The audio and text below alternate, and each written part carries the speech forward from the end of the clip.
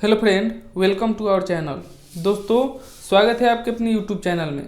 दोस्तों देखिए, आज मैं आपको वह मैराथन वीडियो कराऊंगा दोस्तों, जिसमें आपको क्वेश्चन इतना मोस्ट इंपॉर्टेंट मिलेगा, इतना मोस्ट इंपॉर्टेंट दोस्तों, कि जो आपके हर एग्जाम में हमेशा पूछा ही जाता है। तो आप देखते देखते इसको पता भी कर लेंगे और पढ़ भी लेंगे कि भाई ये कैसा क्वेश्चन पूछा जाता है और कैसा हम लोग को तैयारी करना है। और ये आपके लिए स्पेशली मैं लाया हूँ। देखिए, जो स्टूडेंट जो है दोस्त, वो नर्सिंग या टेक्निकल या अदर किसी भी ट्रेड से करते हैं। अदर ये मैं नहीं कहूँगा कि ये स्पेशल आप इसी को कीजिए, आप जो भी ट्रेड से करते हैं कोई फर्क नहीं, लेकिन ये स्पेशल जो है अधिकतर यूजफुल होने वाला है जो नर्सिंग असिस्टेंस को होने वाला है। तो दोस्तों आप देखते जाइए कि ये कैसा कैसा टॉप क्वेश्चन है जो आपको एग्जाम में हमेशा पूछा जाता है और पूछा गया है। मैं आपको दिखाऊंगा भी ये कब कब पूछा गया है। तो आप बिना किसी स्किप किए आप इसको लाइन बाय लाइन देखते जाइए और इसको आप याद कर जाइए। देखिए, हम ज़्यादा नहीं बोलेंगे, आपको ये वीडियो स्टार्ट करते हैं और देखते हैं। पहला क्वेश्चन पूछा, एक केमिस्ट्री शब्द की उत्पत्ति हुई। तो केमिस्ट्री शब्द की उत्पत्ति कहाँ से हुई थी दोस्तों? तो केमिस्ट्री शब्द की उत्पत्ति मिस्र से हुई थी। रसायन विज्ञान का विकास सर्वप्रथम किस देश में हुआ था? तो रसायन विज्ञान का विकास जो है सर्वप्रथम जब मिस्र में इसका उत्पत्ति हुआ था, तो इसको मिस्र में ही क्या हुआ था, विकास भी हुआ था। नेक्स्ट पूछा है 3 नंबर, आधुनिक रसायन विज्ञान के जन्मदाता किसे कहा जाता है? तो आधुनिक रसायन विज्ञान के जन्मदाता जो है आपको लेबोजिए को कहा जाता है। 4 नंबर पूछा है, रसायन विज्ञान के क्षेत्र में सर्वप्रथम नोबेल पुरस्कार किसको प्रदान किया गया? तो रसायन विज्ञान के क्षेत्र में सर्वप्रथम नोबेल पुरस्कार जो है आपको J.H. वाट्सअप को किया गया, J.H. वाट्सअप को। 5 नंबर पूछा है, वह वैज्ञानिक जिसने परमाणु सिद्धांत की खोज की।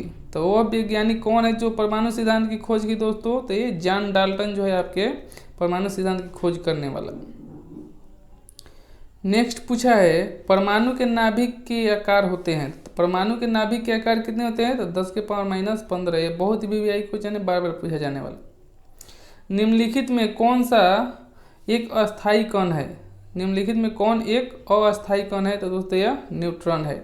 यदि आपको पहले से पता होगा तो दोस्तों ये रिवाइज भी हो जाएगा, ताकि आप इसको 100% हमेशा के लिए याद हो जाएगा। तो ये भी मत सोचिए कि आपको ये याद है नहीं पढ़ूंगा, और अगर आप पढ़े हैं तो आपके रिवाइज हो जाएगा और भी 100% ये लाइफ टाइम के लिए याद हो जाएगा।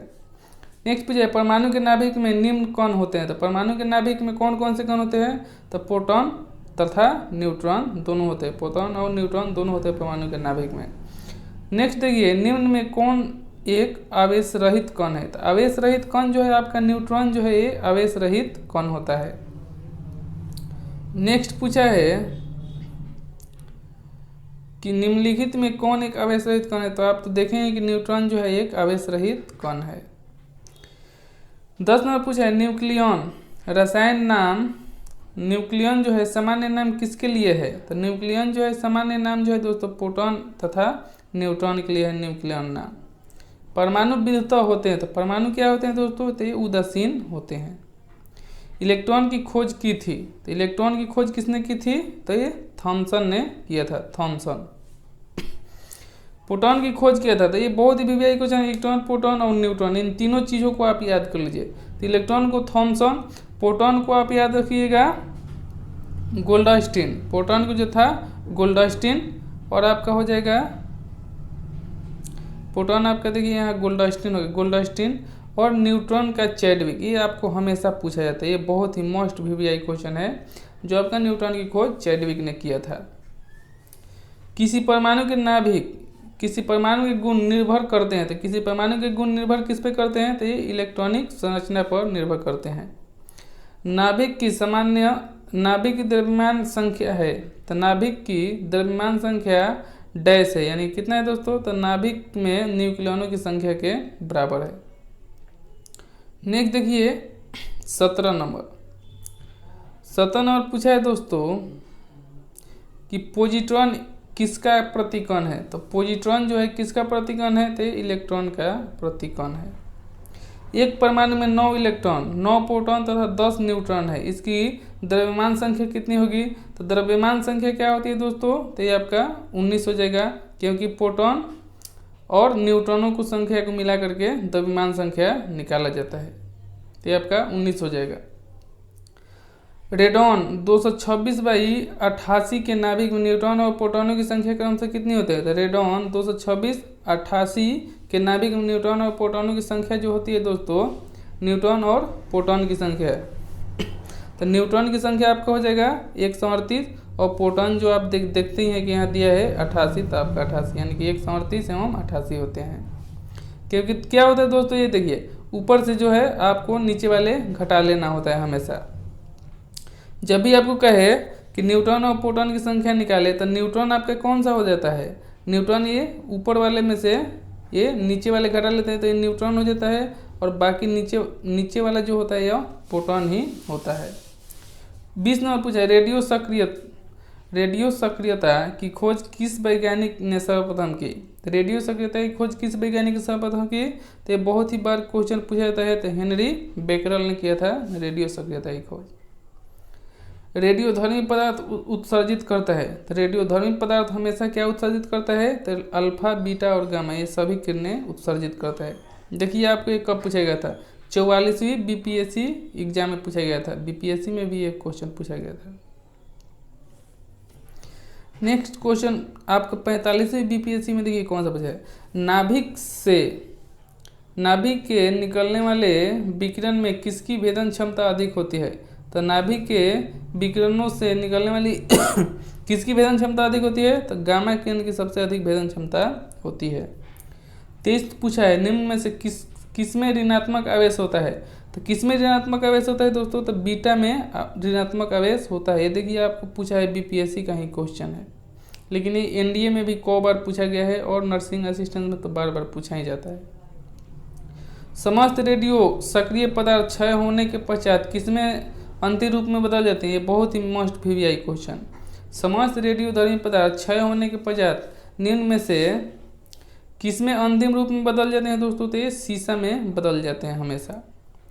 किस रेडियो एक्टिव तत्व का नाम उसके खोजकर्ता के नाम के देश के नाम पर रखे गए? तो वह कौन सा रेडियो एक्टिव तत्व है जिसका जो है नाम उसके खोजकर्ता देश के नाम पर रखे गए हैं? तो पोलोनियम एक देश है जिसका नाम पोलोनियम रखा गया है, ये रेडियो एक्टिव तत्व है।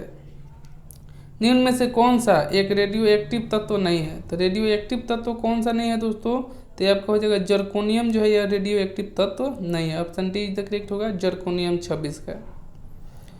27 नंबर पूछा है, सोडियम 2211 से 1 बीटा उत्सर्जन के बाद सोडियम 2211 से 1 बीटा उत्सर्जन के बाद बनने वाला पदार्थ कौन सा होगा दोस्तों? तो ये आपका मैग्नीशियम हो जाएगा।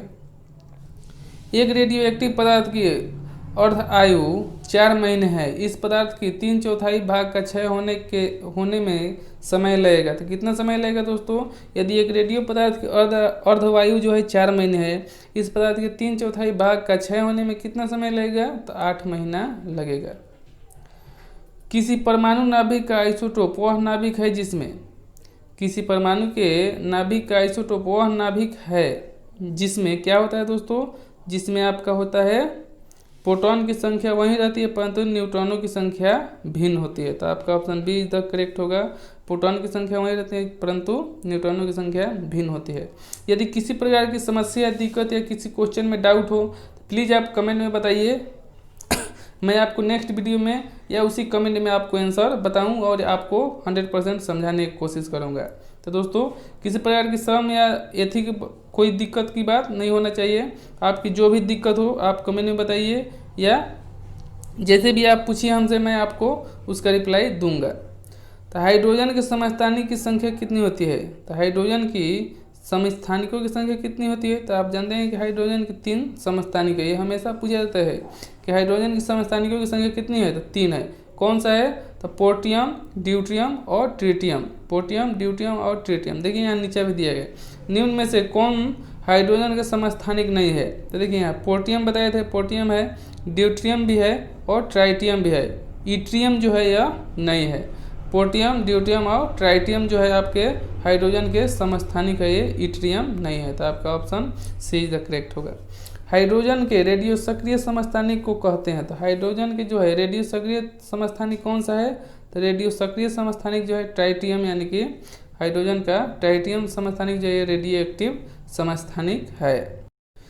33 नंबर देख लीजिए, ऑक्सीजन 16 8 तथा 17 8 तथा 18 8 की संख्या क्या कहते हैं। तो ऑक्सीजन जो है 16 8 17 8 और 18 8 की संख्या यानी कि को क्या कहते हैं दोस्तों, तो इसको कहते हैं समस्थानिक। जैसे हाइड्रोजन के 3 समस्थानिक तो वैसे भी ऑक्सीजन के इन सभी संख्याओं को समस्थानिक कहते हैं। नेक्स्ट पूछा है, समस्थानिक उसे कहते हैं दोस्तों जो न्यूट्रॉनों की संख्या समान रहती है, न्यूट्रॉनों की संख्या समान रहती है, प्रोटॉनों की संख्या समान रहती है लेकिन न्यूट्रॉनों की संख्या जो है भिन्न भिन्न होती है, उसे हम लोग इलेक्ट्रॉनों की संख्या भिन्न भिन्न होती है और प्रोटॉनों की संख्या समान रहती है, उसे हम लोग समस्थानिक कहते हैं। नेक्स्ट पूछे, सर्वाधिक संख्या में समस्थानिक पाए जाते हैं। तो सर्वाधिक संख्या में समस्थानिक किस में पाए जाते हैं, तब पोलोनियम में पाया जाता है। चट्टानों की आयु ज्ञात करने के लिए रेडियो एक्टिव आयु आकलन में किस समस्थानिक का उपयोग किया जाता है। तो चट्टानों की आयु ज्ञात करने में रेडियो एक्टिव आयु आकलन में किस समस्थानिक का उपयोग किया जाता है दोस्तों, तो यूरेनियम का उपयोग किया जाता है। कोबाल्ट 60 आमतौर पर विकिरण चिकित्सा तथा कैंसर जैसे रोगों के प्रयुक्त होता है क्योंकि यह उत्सर्जित करता है कौन सा, तो ये गामा किरणें उत्सर्जित करता है कोबाल्ट 60।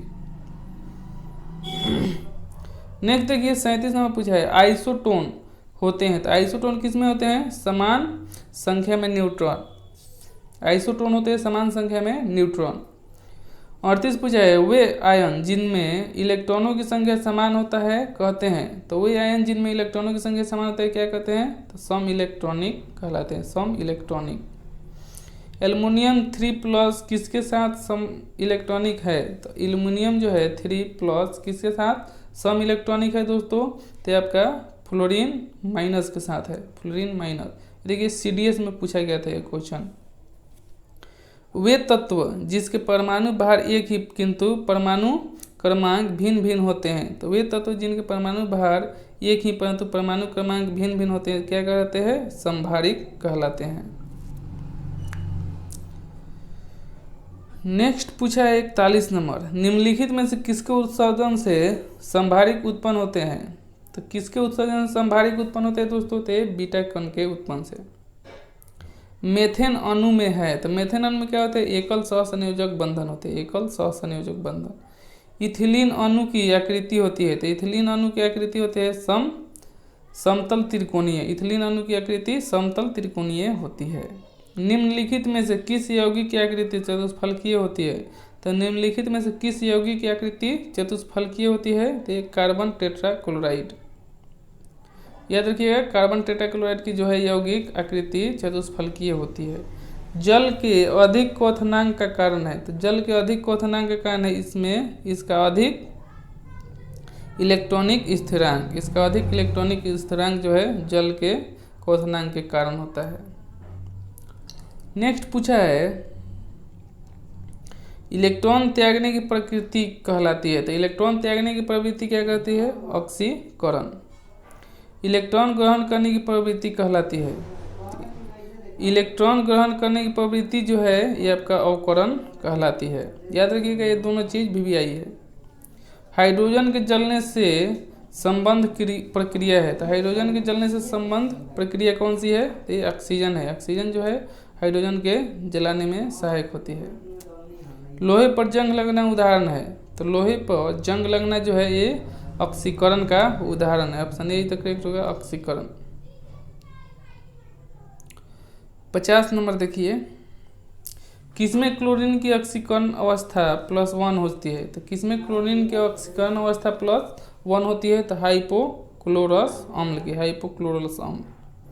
51 पूछा, निम्नलिखित रसायन तत्वों में से किस एक तत्व की अपनी सभी यौगिक में ऑक्सीकरण अवस्था समान होती है। तो वह कौन सी रासायनिक तत्व है जिसमें किसी एक तत्व की अपनी सभी यौगिक ऑक्सीकरण अवस्था समान होती है, तो फ्लोरीन है।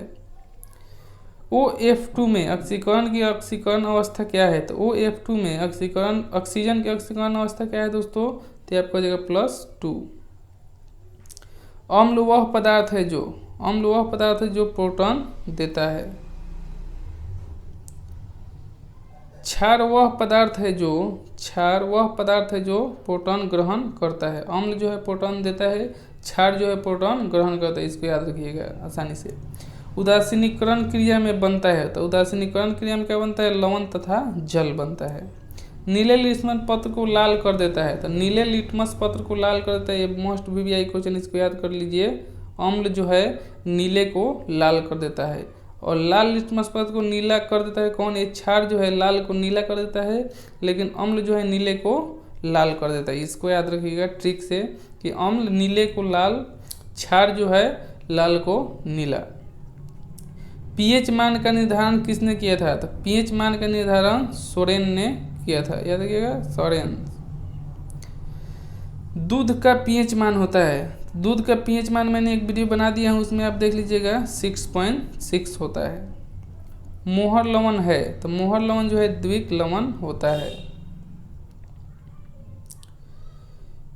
61 नंबर पूछ दिया है आपसे कि हाइड्रोजन सभी अम्लों का एक आवश्यक अवयव है, यह सर्वप्रथम किसने कहा था? तो हाइड्रोजन सभी अम्लों का एक आवश्यक अवयव है, यह सर्वप्रथम किसने कहा था?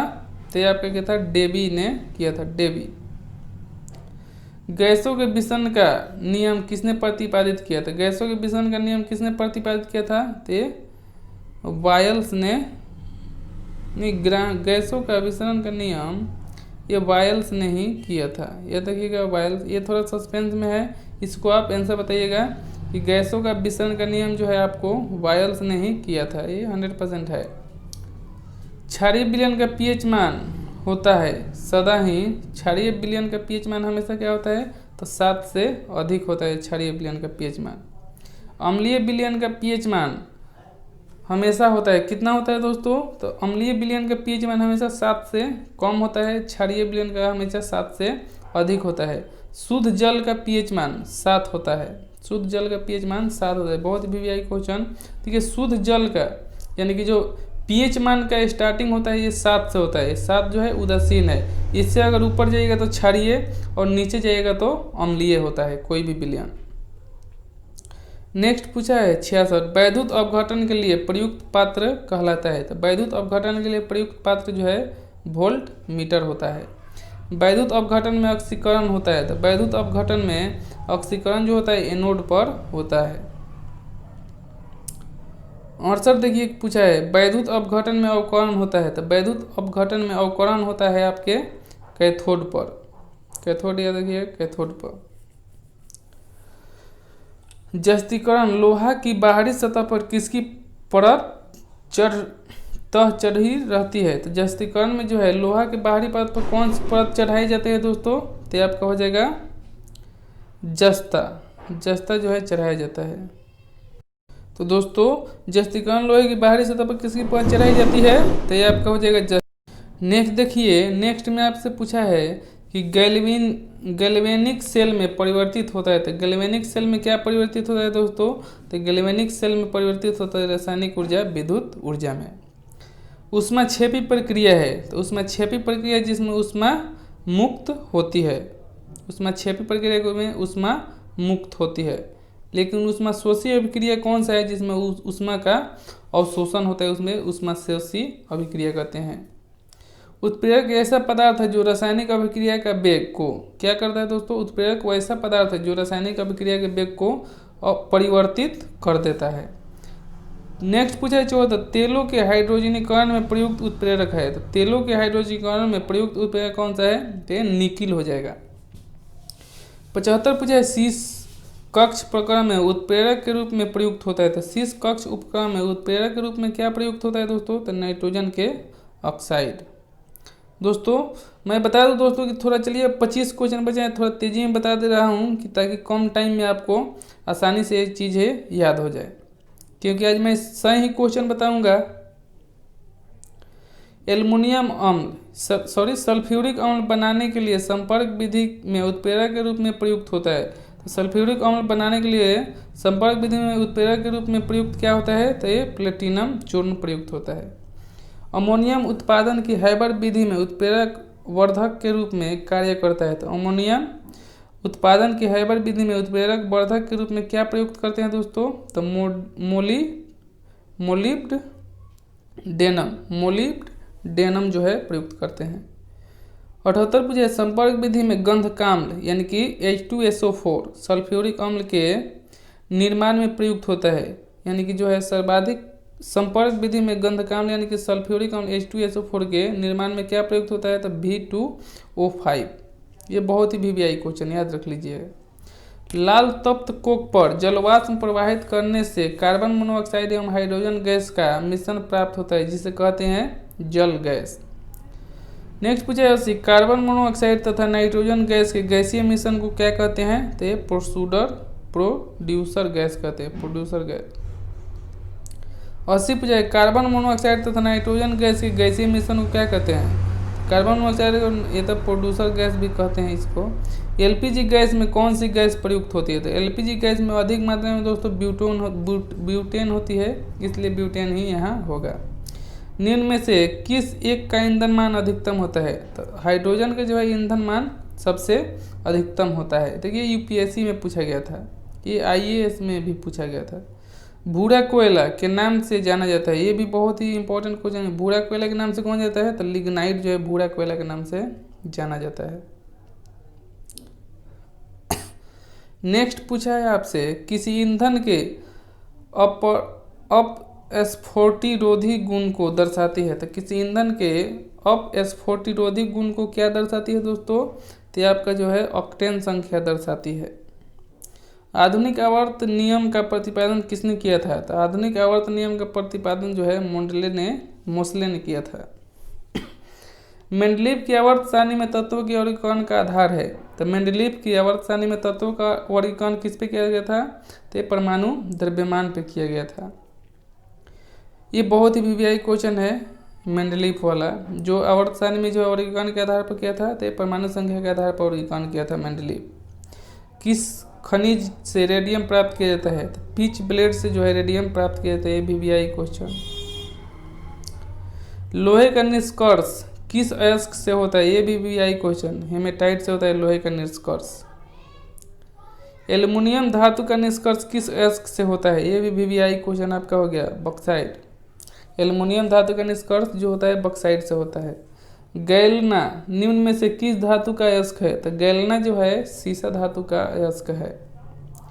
मोनाटाइज किसका अयस्क है, तो मोनाटाइज जो है थोरियम का है। धोने का सोडा का रासायनिक सूत्र है, तो धोने का सोडा का रासायनिक सूत्र है Na2CO3 × 10H2O। Na2CO3 × 10H2O जो है धोने का सोडा का रासायनिक सूत्र है, यानी कि वॉशिंग सोडा का। 93 पूछा निम्न लवणों में से सागरीय जल की लवणता किसका अधिकतम योगदान होता है, तो आप जानते हैं कि दोस्तों जो सागरीय लवण यानी कि जो नमक जो होता है इसमें किसका ज़्यादा योगदान होता है, तो आपको पता होगा कि सोडियम क्लोराइड जो है इसमें अधिकतर योगदान होता है। सोडियम क्लोराइड NaCl जिसको नमक ही कहते हैं। नेक्स्ट पूछा है 93 निम्न लवणों में से सागरीय लवण की लवणता में किसका अधिकतम योगदान होता है, तो ये तो सोडियम क्लोराइड देख ही लिए। फोटोग्राफी में अस्थायीकर के रूप में प्रयुक्त होने वाला रसायन है, तो फोटोग्राफी में अस्थायीकर के रूप में प्रयुक्त होने वाला क्या है दोस्तों, तो फोटोग्राफी में जो है अस्थायीकर के रूप में प्रयुक्त होता है सोडियम थायोसल्फेट, सोडियम थायोसल्फेट। 95 पूछा है अति मुलायम खनिज टास्क, अति मुलायम खनिज टाल्क जो है सोप स्टोन मुख्यतः है, क्या है, मुख्यतः मैग्नीशियम सिलिकेट है। 96 देखिए क्या पूछा है 96 और 97। यद्यपि भूपटल में एल्युमिनियम की मात्रा लोहे से अधिक है, फिर भी एल्युमिनियम महंगा है, क्यों दोस्तों, तो यदि बताया है कि यदि हमारे वायुमंडल में जो है हमारे भूपटल में जो हमारी ज़मीन पे है पृथ्वी पर, वो एल्युमिनियम जो है लोहे की मात्रा से बहुत ही अधिक मात्रा में है, लेकिन फिर भी एल्युमिनियम महंगा है लोहे से, क्यों दोस्तों, तो इसके कारण एल्युमिनियम के उत्पादन की धात्विक विधि लोहे की अपेक्षा अधिक खर्चीला होती है। देखिए एनडीए में पूछा गया था आपसे। नेक्स्ट आपसे पूछे, देखिए एनडीए में पूछा गया था भारत में एल्युमिनियम उपकरण की स्थापना हेतु आवश्यक न्यूनतम मापदंड बॉक्साइट है, क्या है दोस्तों, तो आपसे पूछा है कि भारत में एल्युमिनियम उपकरण की स्थापना हेतु आवश्यक न्यूनतम मापदंड बॉक्साइट और डैश की उपलब्धता होती है, तो इसमें क्या होती है, विद्युत की उपलब्धता होती है। नेक्स्ट देख लीजिए, पूछा है 98, एल्युमिनियम के संबंध में निम्नलिखित में से कौन सा कथन सही नहीं है। तो इसमें कौन सा कथन सही नहीं है, तो दोस्तों आप पढ़ लीजिएगा, मैं आपको बता दूं, एल्युमिनियम प्राकृतिक में स्वतंत्र अवस्था में रहता है। एल्युमिनियम जो है प्राकृतिक में स्वतंत्र अवस्था में रहता है, यही जो है सही नहीं है, बाकी सब आपका सही है। 3 सही है, ये गलत है, इसलिए आपका option B is the correct होगा। प्लास्टर ऑफ पेरिस का रासायनिक सूत्र है, तो प्लास्टर ऑफ पेरिस का रासायनिक है 2CaSO4 into H2O, 2CaSO4 into H2O, plaster of Paris का रासायनिक सूत्र। बहुत ही वीवीआई क्वेश्चन। चूना पत्थर का रासायनिक नाम है, तो चूना पत्थर का रासायनिक नाम तो जानते हैं, कैल्शियम कार्बोनेट। तो दोस्तों आई होप आप इन सभी 100 क्वेश्चन को आपने आसानी से याद कर लिया होगा। दोस्तों मैं कहता हूँ आपको 101 से लेकर के जो भी आपको 400 तक क्वेश्चन है, मैं आपको क्वेश्चन अगले वीडियो में प्रोवाइड कर दूँ। मैं कोशिश करूँगा कि एक ही वीडियो में हो जाए, नहीं तो उसमें भी आपको 1-2 वीडियो एक्स्ट्रा बना दूंगा, जिसको आपको शॉर्ट करके आप आसानी से याद कर लें। तो दोस्तों फिर मिलते हैं नेक्स्ट वीडियो में। थैंक यू, जय हिंद।